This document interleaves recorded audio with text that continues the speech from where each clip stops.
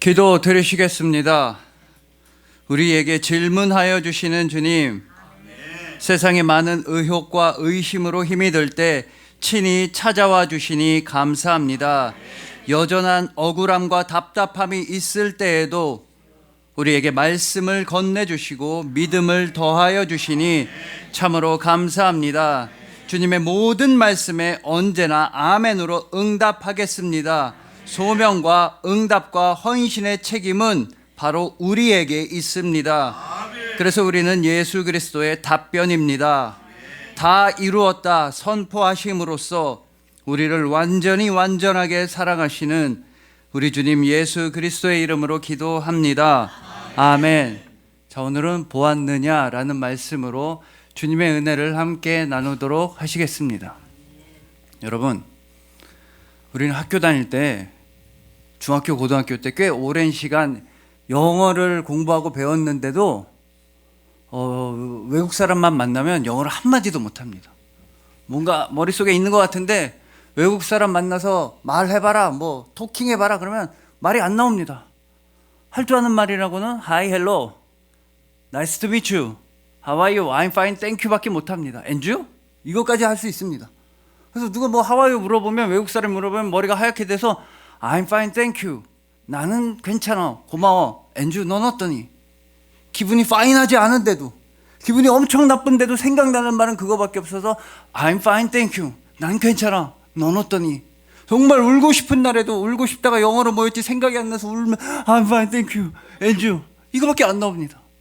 왜냐하면 이게 주입식으로 공부하다 보니까, 시험 문제를 잘 보려고 공부하다 보니까 시험에서 틀리면 선생님한테 맞고 엄마한테 맞고 아빠한테 맞고 혼나다 보니까 문제를 안 틀리려고 주입식으로 배우다 보니까 이게 자연스럽게 말이 나오질 않는 겁니다. 그래서 주입식 교육을 받아서 시험만 끝나면 지리, 역사, 한문 이거 다 까먹어버리는 겁니다. 이에 반해서 핀란드의 어느 중학교들에서는 이렇게 수업을 진행한다고 합니다. 세계사 시간에 다른 나라 역사를 배울 때, 자 이제 한 달 뒤에 시험 볼 테니까 공부해라, 못 보면 때린다, 이게 아니라 한 달 뒤에 너네가 가고 싶은 나라를 정해서 그 나라를 어떻게 여행할 건지, 그 나라 가서 뭐하고 놀 건지 여행 계획을 한 달 뒤에 발표해 봐라, 이렇게 말한다는 겁니다. 그래서 그 핀란드 중학생들이 가고 싶은 나라가 있으면, 예를 들어 우리나라면은 우리나라의 여행에 대해서 조사를 스스로 하는 겁니다. 그럼 여행 계획 세울 때 제일 먼저 뭘 세웁니까? 비행기 표값 얼마인지, 가서 잠자는데 숙소 얼마인지, 밥 먹고 노는데 얼마 드는지 계산할 거 아닙니까? 즉 환율에 대해서, 그 나라의 경제 상황과 수준에 대해서 어렴풋하게라도 공부하게 된다는 겁니다. 또 우리나라 와서 가고 싶은 데가 있으면, 뭐 경복궁이다, 요새 뭐 국중박, 국립중앙박물관이다 그러면 거길 왜 가고 싶은지 조사하게 됩니다. 경복궁에 대해서 조사를 하려면 반드시 우리나라 역사에 대해서도 공부를 해야 됩니다. 그리고 경복궁이라는 데는 우리나라 역사만 알아서는 안 됩니다. 일본과의 관계, 중국과의 관계, 그 나라를 둘러싼 여러 국가들의 관계와 역사에 대해서도 스스로 공부하게 된다는 겁니다. 또 가고 싶은 동네 핫플레이스 이런 데가 있으면, 뭐 홍대 가고 싶어요, 성수동 가고 싶어요 그러면 요새 한국에서 유행하는 음식이 뭔지, K푸드 아니면 유행하는 음악이 뭔지, 요새 한국에서 잘 나가는 게 뭔지, 이렇게 그 나라의 문화에 대해서도, 음악에 대해서도, 예술에 대해서도, 음식에 대해서 스스로 공부하게 된다는 겁니다. 즉 한 나라에 대해 공부할 때 시험 보기 위해 공부하는 게 아니라 놀러 가기 위해, 여행 가기 위해 계획을 세우다 보면 자연스럽게 그 나라의 역사, 문화, 지리, 환경, 경제 상황에 대해 잘 배우게 되고, 실제로 그 아이들이 커서 대학생 돼서 그 나라에 배낭여행도 많이 가게 된다는 겁니다. 우리도 그렇지 않습니까? 여러분들 보고 제가 당장 내일부터 외국어 하나씩 공부하십시오, 그럼 누가 하겠습니까? 근데 여러분들 제가 내일 베트남 패키지 관광 보내드리겠습니다, 그럼 여러분들은 시키지 않아도 그 나라 말로 안녕하세요, 신짜오, 신짜오 이런 거 배울 겁니다. 아니면 태국에 관광을 왔다, 오늘 태국 야시장 간다, 그러면 시키지 않아도 여러분들은 두 마디는 외우고 갑니다. 방금 빠이, 방금 빠이, 돈 없어요, 돈 없어요, 컵살러 깎아주세요, 그건 무조건 외우게 돼 있습니다. 일본으로 여행 간다, 오이시 우마이, 맛있어요, 신나서 외우고, 우리나라 사람은 착해서 또 맛없어요는 안 외웁니다. 무조건 맛있어요, 오이시 자발적으로 공부하게 된다는 겁니다. 여러분, 하나님에 대한 지식도 똑같습니다. 하나님에 대해 알아갈 때 그냥 두려움으로, 그냥 혼날까봐, 벌 받을까봐, 나한테 안 좋은 일 생길까봐, 우리 집안에 큰일이 날까봐 무서움으로 하나님에 대해서 알아가서는 안 됩니다. 반대로 하나님 나라에 여행 간다는 생각으로, 하나님한테 놀러 간다는 생각으로, 하나님 만나서 커피 한잔 하면서 하나님과 대화한다는 생각으로 하나님에 대해 더욱더 알아가야 되는 것입니다. 그래서 예배를 통해서 감사함으로 예배를 드림으로써 하나님에 대해 더욱더 알아갈 수 있고, 성경 말씀을 한자 한자 천천히 짚어가면서 읽든지 필사를 하든지 말씀을 읽어가면서 말씀과 많은 시간을 보내면서 하나님에 더욱더 알아갈 수 있는 것입니다. 왜냐? 하나님 아버지께서 자녀인 여러분들에게 제일 많이 원하시는 게 그겁니다. 하나님은 여러분들의 아버지시라 자녀들이 아버지한테 기쁨으로 찾아와서, 감사함으로 찾아와서 함께 많은 시간을 보내길 원하십니다. 예배를 통해서, 말씀을 통해서 하나님 아버지와 즐거운 시간을 보내는 걸 하나님은 아버지시라 자녀와 함께 시간을 보내고 싶어 하시는 것입니다.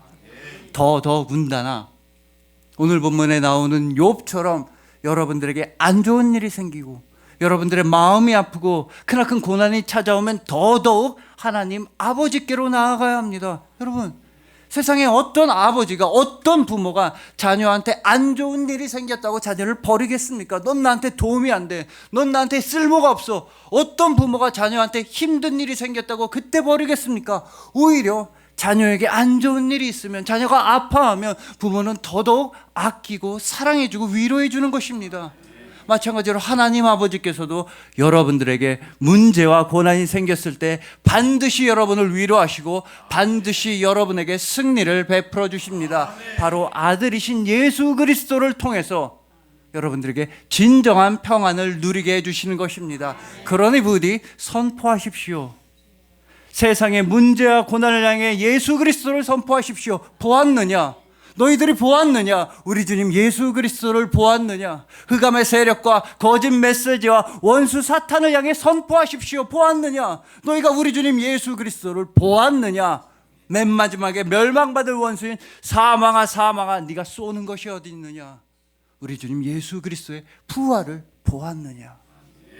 그렇게 여러분들이 오직 예수님의 이름을 선포할 때 거기가 천국입니다.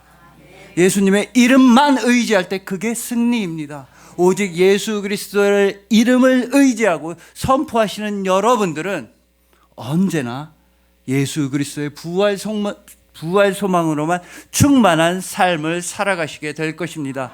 그래서 오늘 본문 말씀을 통해서 예배의 온전함을 지키고 믿음의 온전함을 지키고 복음의 온전함을 지켜나가는 우리 모두가 되기를 소망해 봅니다. 예수님께서 다 이루었다, 그 말씀 그대로 여러분들을 향하신 사랑을 예수님이 다 이루시고, 그 예수님께서 여러분들을 전부 다, 여러분들의 모든 부분을 다, 여러분들을 머리부터 발끝까지 예수님께서 사랑하여 주시는 예수님의 사랑이신 여러분들을 주님의 이름으로 축복합니다.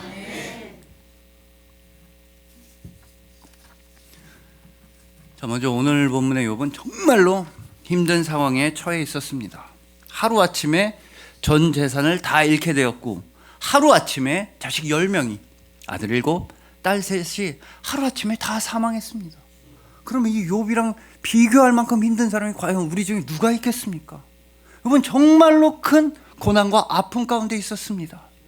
그리고 욥기는 이 욥처럼 우리가 살아가면서 정말 힘든 일을 만났을 때 우리가 무엇을 깨달아야 하는지를 알려줍니다. 한 발 더 나아가서 세상에 이렇게 악이 많은데, 세상에 이렇게나 죄악이 많은데 그 이유가 무엇인지에 대해서, 즉 우리가 하나님을 열심히 믿는데도 내 삶에 왜 이렇게 힘든 일이 생기는지, 또한 하나님이 살아계신다면 도대체 세상에 왜 이렇게 죄악과 폭력과 살인이 많은지 그걸 우리에게 알려줍니다.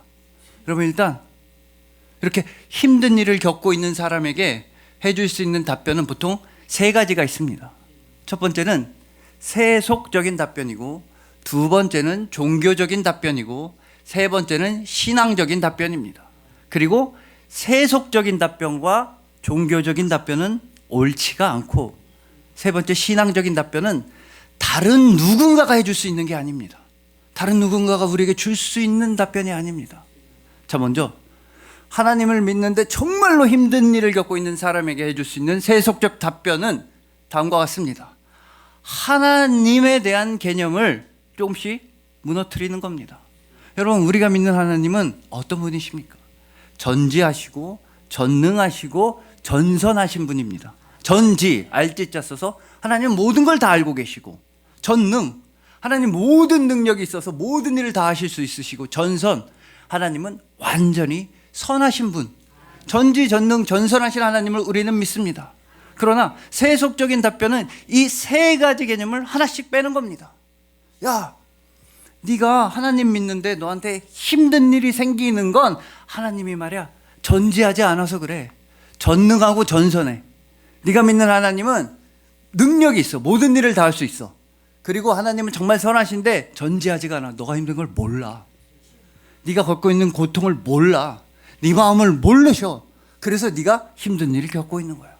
두 번째는 전능을 빼는 겁니다. 하나님은 너가 아픈 것도 다 알고 계셔. 전지하셔. 그리고 하나님은 완전하게 선하셔. 근데 하나님은 능력이 좀 부족하네. 너를 도와줄 능력이 없나 봐. 너의 상황을 개선시켜줄 힘이 없나 봐. 세 번째는 하나님의 선하심을 빼는 건데, 요거는 조금 흥미롭습니다.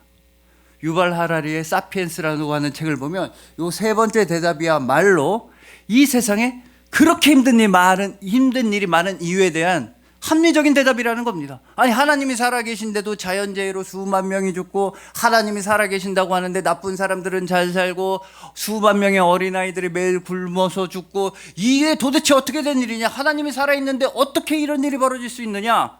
여기에 대한 답변이 뭐냐면, 하나님은 전지하시고 전능하셔. 하나님 모든 걸 다 알고 계시고 모든 능력이 있으셔. 근데 하나님은 선하지가 않으시네. 하나님은 악한 신이시네. 하나님은 세상에 죄악이 있는 걸 즐기시네. 온 세상을 창조하신 하나님은 그만큼 알고 있고 그만큼 능력이 있지만 세상에 대해서 관심이 없고 착하지가 않으시네. 나쁜 걸 즐기시는 악신이시네. 그러면 세상에 죄악이 있는 게 설명이 되네, 이런 겁니다. 여러분, 이런 세속적인 대답들은 옳지가 않습니다. 일단 하나님이 선하지 않거나 능력이 없거나 지식이 모자라는 그런 하나님을 누가 믿겠습니까? 그런 하나님을 누가 하나님이라고 인정하겠습니까? 그런 하나님은 하나님이 아닙니다.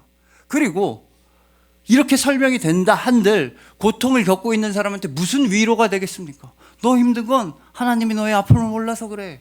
너 힘든 건 하나님이 널 도와줄 능력이 없어서 그래. 너가 고난을 겪고 있는 건 하나님이 악해서 그래. 그게 무슨 도움이 되겠습니까? 이처럼 세속적인 대답은 고통에 대해 옳은 답이 아닙니다. 두 번째로 종교적인 대답이 있습니다. 그건 욥의 친구들이 욥에게 했던 대답들입니다. 너가 이렇게 힘든 건 기도 안 해서 그래. 너 회개 안 해서 그래. 너 헌금 안 내서 그래. 너 예배 똑바로 안 드려서 그래. 너 말씀 안 읽어서 네가 나쁜 일 당하는 거야. 여러분, 이런 대답들이 무슨 의미가 있습니까? 이런 대답들은 하나만한 대답입니다. 왜냐하면 우리 중에 완전한 사람이 아무도 없기 때문입니다. 우리 중에 완벽한 사람 없는데 너는 완벽하게 회개를 안 해서 고난당하는 거야. 너는 완벽하지 않아서, 너는 말씀에 집중하지 않았기 때문에 너한테 나쁜 일이 생기는 거야. 여러분, 이런 종교적인 대답들은 꽤나 괜찮은 것 같지만 어디에만 소용이 있냐면 힘들어하는 사람들을 비난하는 데에만 소용이 있을 뿐입니다. 고통 겪고 있는 사람들의 마음은 전혀 알아주지 않고 그 사람을 비방할 때만 효과가 있습니다. 정죄할 때만 효과가 있고, 또 언제 효과가 있느냐? 나는 좀 거룩해. 나는 좀 신실해. 내가 거룩해 보이고 내가 신실한 척할 때만 효과가 있습니다. 욥의 친구들이 욥한테 했던 건 위로가 아니라 고문이나 고통을 더하는 일이었을 뿐입니다. 즉, 나의 고통과 세상의 죄악에 대해 세속적인 대답은 틀리고 종교적인 대답도 알맞지 않습니다. 그럼 이제 남은 건 신앙적인 대답입니다. 내 삶에 왜 이렇게 힘든 일이 생기나? 나 열심히 하나님 믿었는데 왜 이렇게 어려운 일이 생기나? 여기에 대한 신앙적인 대답은 욥기에서 하나님께서 딱 해주지 않으십니다. 욥기에서 하나님은 그 어떤 신앙적인 대답도 해주실 뿐 아니라 그 어떤 대답도 해주지 않으십니다. 여러분, 욥기를 읽어보신 분들은 다들 아실 겁니다. 욥이랑 친구들이랑 막 논쟁 말싸움 막 하는 겁니다. 네가 힘든 건 너가 회개 안 해서 그래. 막 말싸움할 때 갑자기 하나님이 딱 등장하십니다. 욥기 38장부터 욥이랑 친구들 사는데 38장에 갑자기 하나님이 두두 등장, 순식간에 등장하십니다. 그렇게 힘들어하는 욥한테 하나님이 딱 나타나셔서 계속해서 질문만 하십니다. 주구장창 질문만 하십니다. 욥한테 어떤 대답도 해주지 않으시고 어떤 설명도 해주지 않으시고 주구장창 질문만 하십니다. 게다가 하나님이 하시는 질문이니까 거룩하고 뭔가 힘도 있는 질문인 것 같지만 그렇지 않습니다. 어마어마하게 유치한 질문만 하십니다. 하나님은 욥한테 딱 나타나셔서 너무나 힘들어하는 욥을 바라보면서 하나님이 이렇게 말씀하십니다. 야, 너 대답해봐라. 너 천지를 창조할 때 너 어디 있었냐? 뭐 했냐? 야, 너 욥 그렇게 똑똑하니까 대답해봐. 하늘의 별들이 어떻게 운행하는지, 하늘의 별자들이 어떻게 움직이는지 너 한번 대답해봐라. 야, 너 욥 잘났으니까 대답해봐라. 너 물속을 걸어가 본 적 있니? 물 밑바닥으로 한번 들어가 본 적이 있니? 이런 질문을 하십니다. 하다 못해 하나님은 욥한테 어느 정도의 질문까지 하시냐면 욥기 39장 1절에서 이런 질문까지 하십니다. 산 염소가 새끼 치는 때를 네가 아느냐? 암사슴이 새끼 낳는 것을 네가 본 적이 있느냐? 욥아, 산에서 암사슴 새끼 낳는데 너 본 적 있어? 너 한 번도 못 봤지? 암사슴들이 산에서 새끼 낳는데 너 그거 본 적 있냐고, 욥아. 이런 질문을 하십니다. 욥이 받겠습니까? 본 적이 없습니다. 근데 하나님 계속해서 욥한테 이런 질문만 하십니다. 욥한테 필요한 건 설명이었는데, 욥한테 필요한 건 이유였는데, 내 삶이 왜 이렇게 고통스러웠는지 그 원인을 알고 싶었는데, 나한테 이렇게 안 좋은 일이 생긴 그 이유를 알면 속이 편할 것 같았는데, 하나님 아무런 설명이나 아무런 원인이나 아무런 대답을 하지 계속 질문만 하십니다. 하나님이 이렇게 설명해 주셨으면 욥이 얼마나 편했겠습니까? 미안하다 욥아, 사실은 말이야, 너 믿음 좋다고 자랑했더니 사탄이 와가지고 충동질을 해서 너한테 고난을 주면 너 믿음 버린다 그랬어. 그래서 그런 일이 있어. 미안하다 욥아. 그랬으면 욥 마음이 얼마나 편했겠습니까? 아, 그런 일이 있었군요. 아니면 하나님이 야 욥아 미안해, 내가 2배로 다 줄게. 실제로 나중에 2배로 다 주셨으니까, 소든 양이든 재산이든 너가 잃어버린 거 내가 다 2배로 보상해 줄게. 그렇게 앞으로 있을 미래에 대해 정확히 알려주셨다면, 앞으로 주실 복에 대해 미리 예고라도 해주셨다면 욥 마음이 얼마나 편했겠습니까? 하지만 이런 말씀 한마디도 하지 않으십니다. 아니면 화라도 내셨으면, 욥아 너 아까 원망하더라. 너 괜히 태어났다고 절망하더라. 너 원망하고 절망하고 믿음 버린 것 같더라. 너 회개해라. 이렇게 화라도 내셨으면 좋겠는데, 하나님은 욥한테 나타나서 아무런 설명을 해주지 않으십니다. 아무런 답변을 해주지 않으십니다. 욥이 인생이 힘들어진 이유에 대해 그 어떤 원인에 대해서도 아무런 말씀을 안 해주고 계속해서 하나님은 질문만 하십니다. 너무나 이상한 하나님 같은데 더 이상한 건 욥입니다. 하나님이 계속해서 질문만 하는데 욥은 갑자기 회개합니다. 하나님의 질문을 계속해서 듣던 욥은 갑자기 회개해버립니다. 하나님께서 나타나셔서 계속해서 질문만 던지시는데도 욥은 회개합니다. 내가 지금까지는 하나님을 귀로만 들었는데 이제 눈으로 하나님을 봅니다. 그러면서 욥기 42장 6절에서 욥은 이렇게 회개합니다. 그러므로 내가 스스로 거두어드리고 티끌과 제 가운데서 회개하나이다. 정말 이상하지 않습니까? 하나님은 계속해서 질문만 하셨는데 그 질문을 들은 욥은 갑자기 회개를 해버립니다. 왜냐하면 욥은 하나님의 질문을 듣고서 깨달았기 때문입니다. 아, 지금까지는 내가 내 삶이 힘들어진 원인이 궁금했는데 하나님의 질문을 들으니까 내가 세상에 대해 아는 게 아무것도 없다는 걸 깨달았다. 나는 세상에 대해 모든 걸 다 알고 있었다고 착각했었구나. 나는 세상에 대해 꽤 잘 알고 있었다고 교만했었는데, 내가 세상에서 모르는 일은 없다고, 나는 꽤나 지혜롭다고 생각했었는데 그게 아니구나. 하나님의 질문을 들으니까 내가 세상 일에 대해 아는 거 100분의 1, 1000분의 1, 만분의 1, 억분의 1도 안 되는구나. 나는 세상에 대해 아는 게 아무것도 없구나. 그렇다면 도대체 내가 내 삶의 고통의 원인에 대해 알아야만 하는 이유는 무엇인가? 내가 세상에 대해, 세상 일에 대해 아는 게 아무것도 없다면 어째서 나는 나 스스로 내 인생의 고통의 원인에 대해 알아야만 한다고 착각을 했었는가? 내 인생이 힘들어진 이유를 알기만 하면 속이 편해질 줄 알았는데, 도대체 내가 뭘 잘못해서 이렇게 고난을 배웠는지 그 잘못이라도 알았으면 내 마음이 편해지는 줄 알았는데 아니구나. 내가 세상에 대해서 아는 건 아무것도 없구나. 내가 먼저 알아야 하는 것은 내 삶이 힘들어진 이유가 아니다. 내가 먼저 알아야 하는 것은 내 삶을 어렵게 만든 그 원인이 아니구나. 내가 세상 무엇보다 가장 먼저 알아야 하는 것은 하나님이시다. 다른 무엇을 먼저 알아야 할 때가 아니다. 다른 어떤 설명이나 납득이 되어야 할 시간이 아니다. 지금은 하나님을 알아야 할 시간이다. 그동안 내가 교만했구나. 회개하나이다. 그동안 내가 착각했구나. 내가 회개하나이다.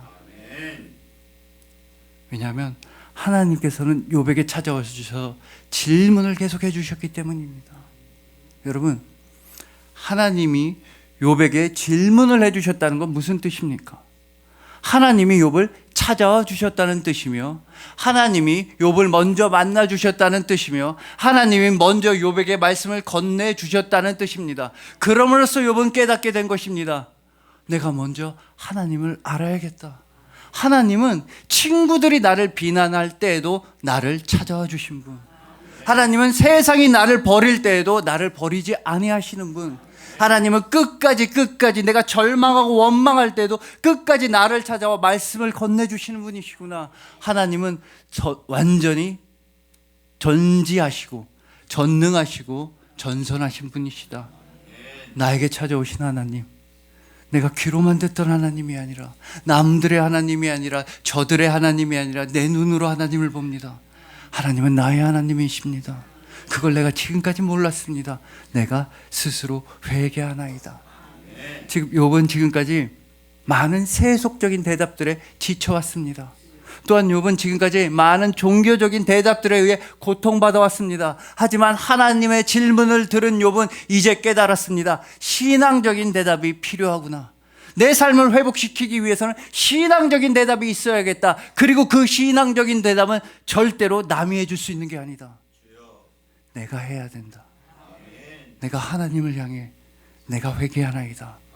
내가 주님만 바라봅니다. 내 삶을 회복시키는 대답은, 신앙적인 대답은 내가 해야 한다. 즉 하나님께서 욥에게 질문을 해주셨기에 욥은 포기하던 자에서 회개하는 자가 될 수 있었으며, 하나님께서 욥을 찾아와 주셨기에 욥은 절망하는 자에서 감사하는 자가 될 수 있었던 것입니다. 여러분, 이처럼 하나님은 여러분들에게 질문하시는 분이십니다. 하나님은 여러분들에게 도전해 오시는 분이십니다. 하나님은 여러분들에게 응견해 오시는 분이십니다. 하나님은 여러분들에게 손쉬운 답변을 내리지 않으십니다. 하나님은 여러분들에게 편리한 설명을 제공하지 않으십니다. 하나님은 여러분들에게 아무나 다 할 수 있는 하나만한 답변을 절대로 주지 않으십니다. 대신에 하나님은 여러분들에게 질문하십니다. 그리고 하나님의 그 질문은 여러분들의 절망을 깨트리는 질문입니다. 하나님의 질문은요, 여러분들의 의심과 미혹을 완전히 산산조각내는 망치와도 같은 질문입니다. 하나님의 질문은 여러분들의 죄악과 잘못을 다 부숴버리는 공의와 정의의 질문인 것입니다. 그 하나님의 질문을 받았기에 우리도 하나님의 질문이 되어야 합니다. 여러분 주변에 힘든 자들에게, 여러분 주변에 아프고 욥처럼 외롭고 고통받는 자들이 있다면 여러분들이 하나님의 질문이 되어야 합니다. 그렇다고 그들에게 네가 산에서 암사슴이 언제 새끼 낳는 거 본 적 있어? 그런 질문을 하시면 안 됩니다. 여러분들은 그들에게 밥 먹었니? 요새 무슨 일 있어? 요새 좀 안 좋아 보이는데 우리 차라도 마시면서 얘기라도 해볼까? 그런 질문을 해줘야 합니다. 사랑과 관심이 담긴 질문을 해줘야 합니다. 그렇게 여러분이 하나님의 질문이 될 때 비로소 그들은 하나님의 답변이 될 수 있습니다. 그렇게 여러분들이 하나님의 관심이 되어갈 때 힘들어하던 그들은 하나님의 백성이 될 수가 있습니다. 여러분들이 하나님의 마음을 품고 하나님의 사랑으로서 질문을 해나간다면, 그들의 아픔의 섬세하기를 멈추지 않는다면 그들도 하나님의 사랑을 깨닫고 하나님의 자녀가 될 수 있습니다. 여러분들이 이렇게 아름다운 하나님의 질문이 될 수 있는 건 하나님께서 먼저 여러분들에게 가장 결정적인 질문을 해주셨기 때문입니다. 여러분, 오늘 본문 3절에서 하나님께서는 사탄한테 이런 질문을 하십니다. 내 종 욥을 주의하여 보았느냐? 하나님은 사탄한테 질문하십니다. 내 종 욥을 보았느냐? 그리고 하나님은 여러분들에겐 절대로 내 종을 보았느냐 질문하지 않으십니다. 하나님은 여러분들에게 내 종을 보았느냐 질문하지 않으시고 내 아들을 보았느냐, 너희가 내 아들을 보았느냐, 내 아들 예수 그리스도를 보았느냐, 내 아들이 너희를 얼마나 사랑하는지 보았느냐, 십자가를 보았느냐, 부활을 보았느냐, 내 아들이 너희를 위해 해준 모든 일들이 믿어지느냐, 내 아들을 보았느냐. 그리고 여러분들은 그 질문에 이미 대답했습니다. 예 주님, 제가 주님을 보았습니다. 아멘 주님, 제가 지금까지는 귀로만 듣던 하나님이었지만 이제는 하나님을 눈으로 봅니다. 믿음의 눈으로 십자가를 바라보니 부활이 믿어집니다. 믿음의 눈으로 부활을 바라보니 나의 구원이 믿어집니다. 믿음의 눈으로 예수 그리스도를 바라보니 내가 사랑받고 있다는 걸 확실히 느낄 수 있습니다. 그러니 부디 하나님을 향한 모든 소명과 응답의 책임은 나에게 있음을, 신앙적 대답은 남들이 나한테 해주는 게 아니라 내가 하나님께 올려드리는 것임을 기억하시길 소망합니다. 또한 하나님의 질문이 되어서 힘들어하고 아파하는 자들에게 하나님의 관심과 하나님의 마음으로서 다가가서 그들 또한 하나님의 답변이 되도록 그들을 좋은 길로, 복음의 길로 인도하시길 소망하는 것입니다. 예수 그리스도라는 질문과 십자가와 부활이라는 질문에 언제나 아멘으로서, 언제나 아멘으로 응답하시는 여러분들을 주님의 이름으로 축복합니다.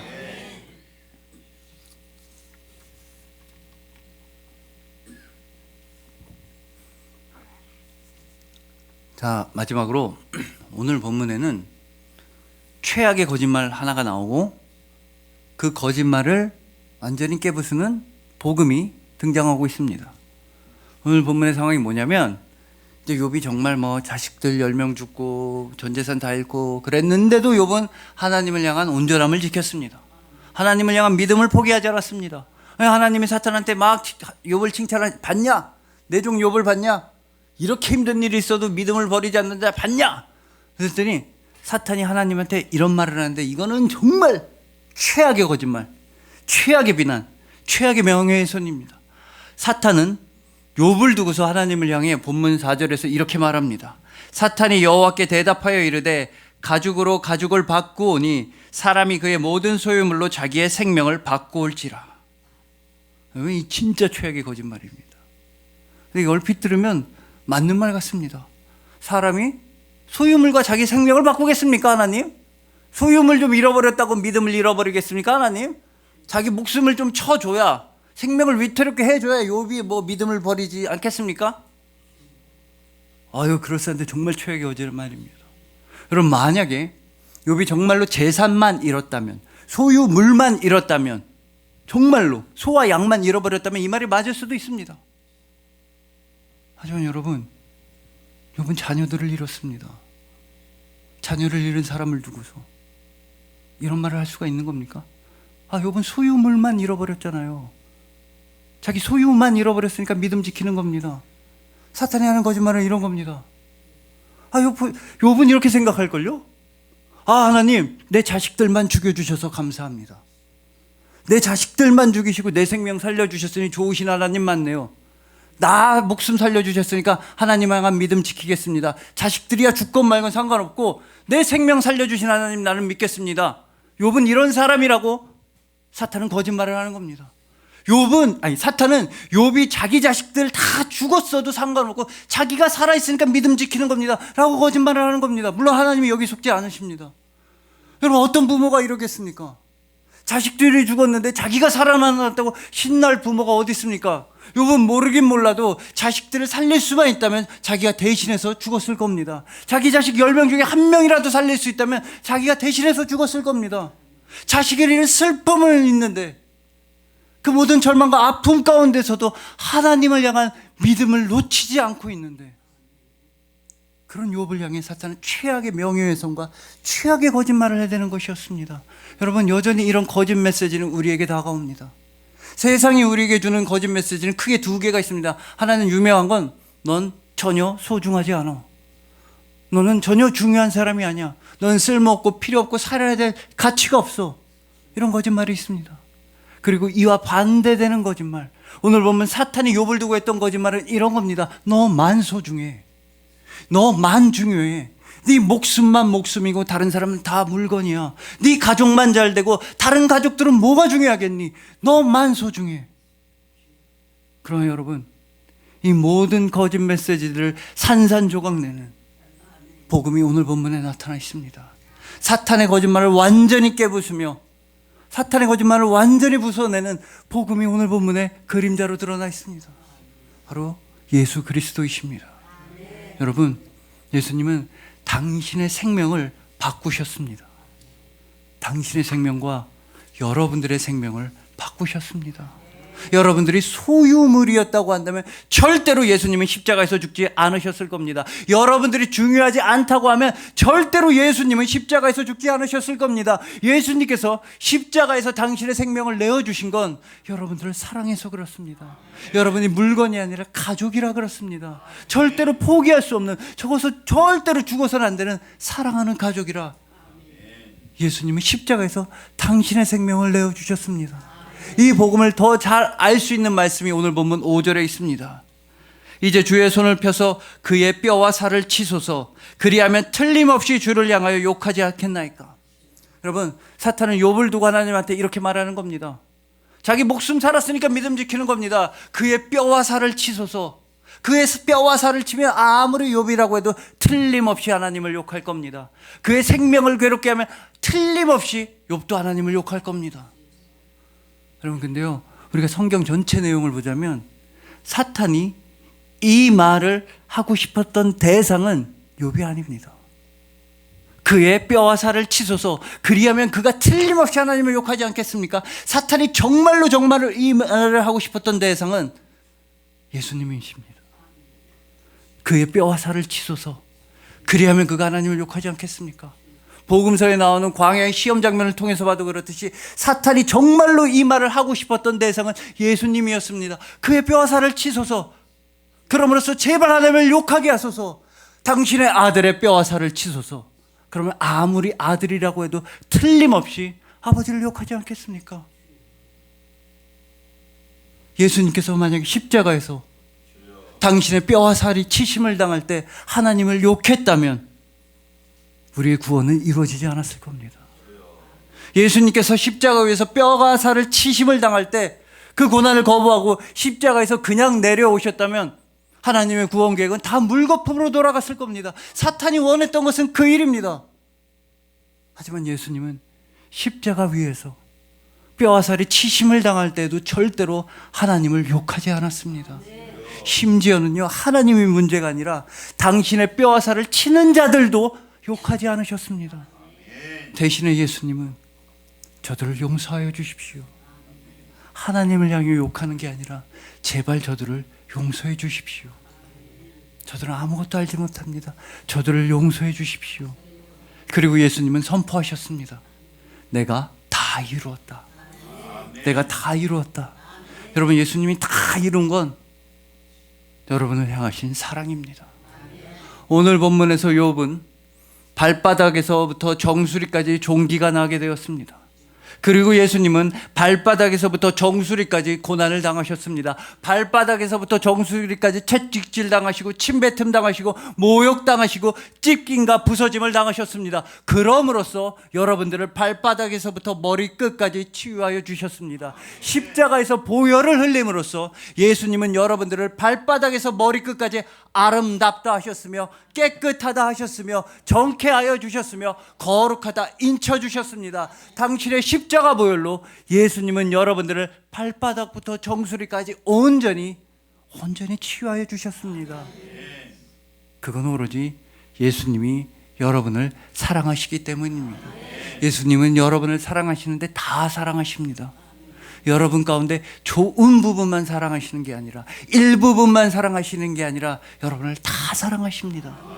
발바닥부터 머리끝까지, 여러분의 발바닥부터 머리끝까지 우리 주님 예수님은 여러분들을 사랑하십니다. 기도드리시겠습니다. 우리에게 질문하시는 주님, 가장 힘든 순간에 설명이 아니라 질문을 해주셨습니다. 우리가 가장 외로운 시기에 대답이 아니라 물음표를 던져주셨습니다. 예수님, 대답은 우리가 하겠습니다. 보았습니다. 귀로만 듣던 하나님이 아니라 이제 하나님을 눈으로 보고 마음으로 보고 믿음으로 보았습니다. 예수 그리스도의 부활을 보고 믿고 선포합니다. 부활로 말미암아 우리의 모든 불신과 절망과 두려움이 산산조각 났습니다. 부활로 인하여서 우리를 위협하는 거짓과 사망과 죄악이 산산조각 났습니다. 부활로 말미암아 이제는 우리가 살리라. 우리는 새 사람이 되어 그리스도 예수 안에서만 살아갑니다. 여기가 승리이며 이곳이 천국이며 우리는 오늘 예배합니다. 발바닥부터 정수리까지 우리를 십자가 보혈로 치유하여 주시고 우리의 발바닥부터 정수리까지 아름답다 하여 주시니 감사합니다. 오직 예수님의 은혜입니다. 그래서 우리는 세상의 소유물이 아니라 예수님의 사람입니다. 우리가 바로 그리스도 예수의 답변입니다. 다 이루었다 선포하심으로써 우리를 완전하게 사랑하여 주시는 우리 주님 예수 그리스도의 이름으로 기도합니다. 아멘.